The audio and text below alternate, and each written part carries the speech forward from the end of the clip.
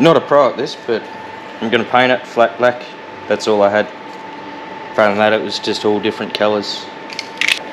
All I did to cover the bolt holes up, because they come out a bit, they got sharp edges on the outside.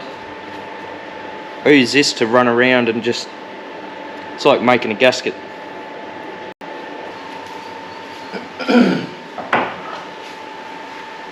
It's just a pin out of the engine stand. It's got plenty of weight on it, so it's just a nice surface to run around these edges.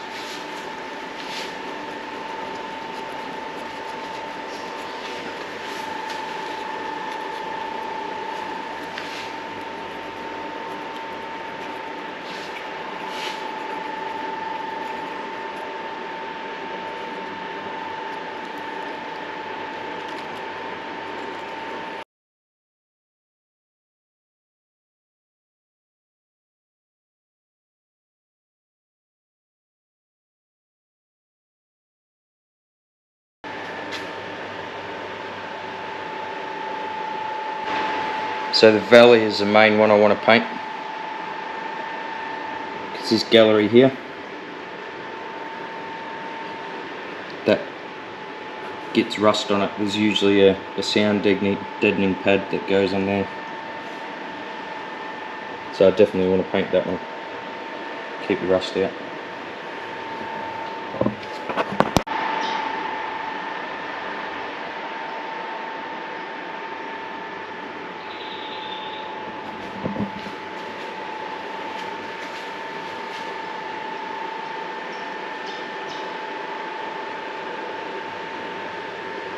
Make sure I've got heaps down in that valley where that noise deadening foam sits. It retains the moisture, so creates rust. Next is 2 oil pumps, and I've got that cover there.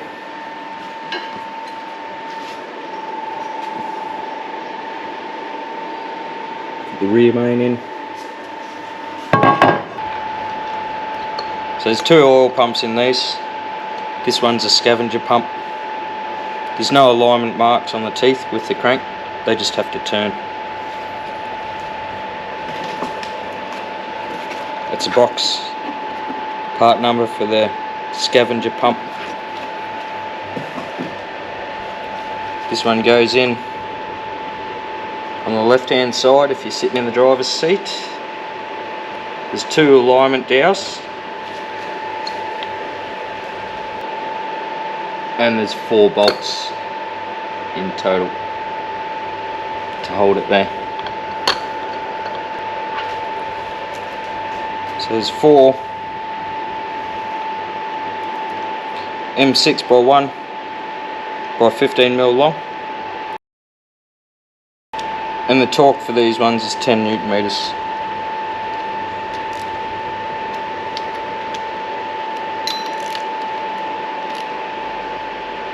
There's no gasket that goes behind these. There's no requirement for a gasket or sealant. Now your main pump is this one here.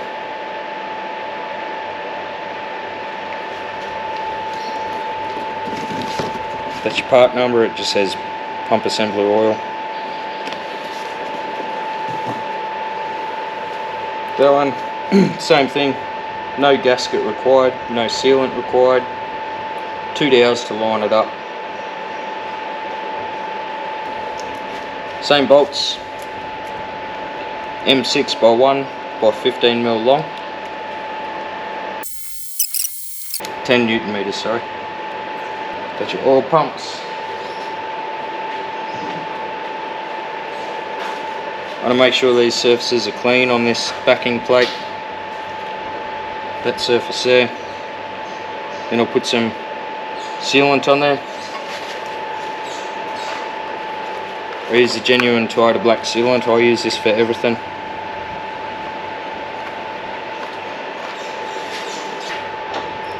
And the bolts holding the backing plate in. M6 by 1, and there's 10 of them. a nice bead of silicone on that. There's two locating dowels, one here for this. Just be gentle when you're putting it on.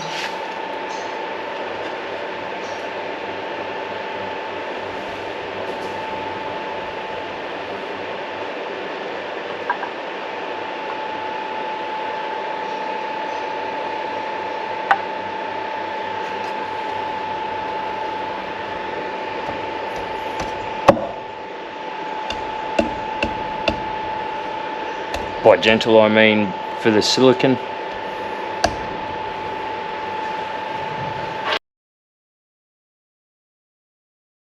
These ones are 10 Newton meters as well.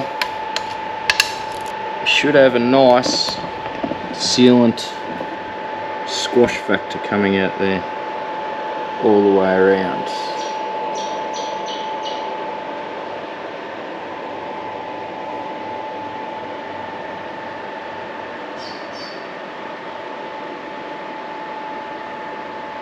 There should be a little bit underneath.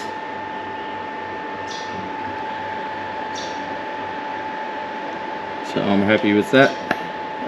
I'll put the rear main seal in and we'll put it back on the engine stand.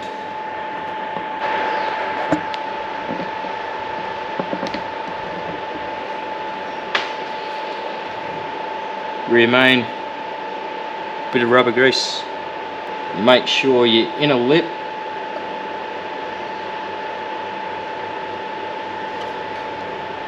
doesn't push back out towards you.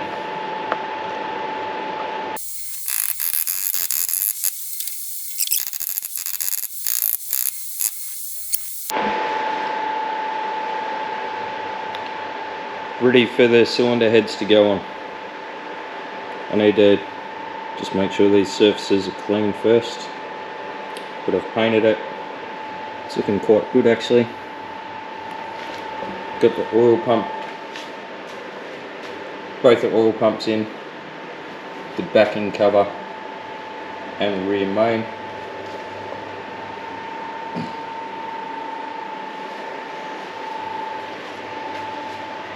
What I'm going to do before I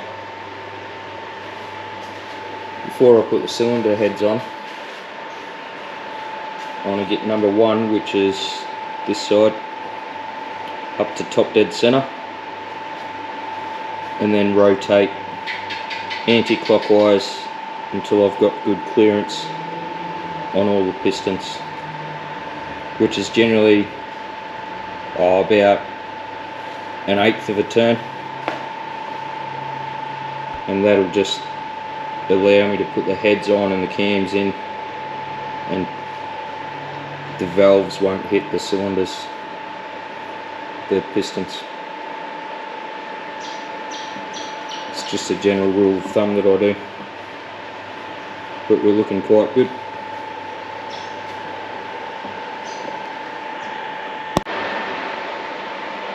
So I've prepped the cylinder block, put the left hand head gasket on.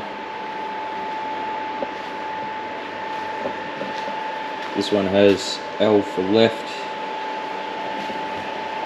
so the left being the one on the left hand side if you're at the rear. I've prepped my head bolts, got the washers on them, got the lubrication on them, so head bolt grease. Set my initial torque to 80 on that one. This one is torque and degree, so the torque settings are 80 Newton meters plus 90 plus 90 again, and then plus 90 again, and that's your head bolt torques. I've prepped the cylinder head, that's ready to go, that's all nice and clean. So I'm going to throw that on and we'll torque it down.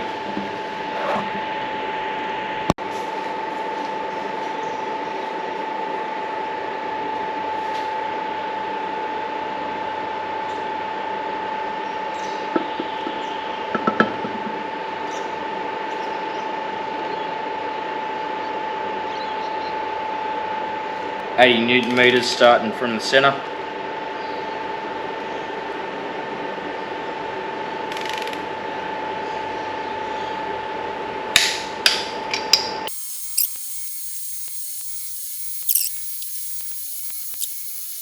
What I do now is just mark the head bolts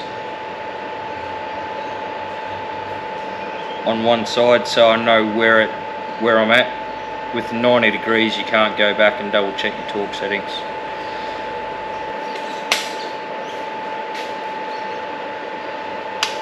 First 90 degrees.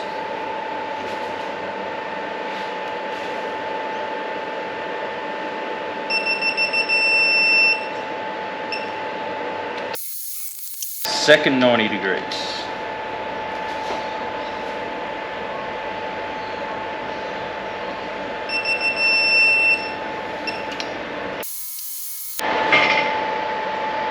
Third 90 degrees.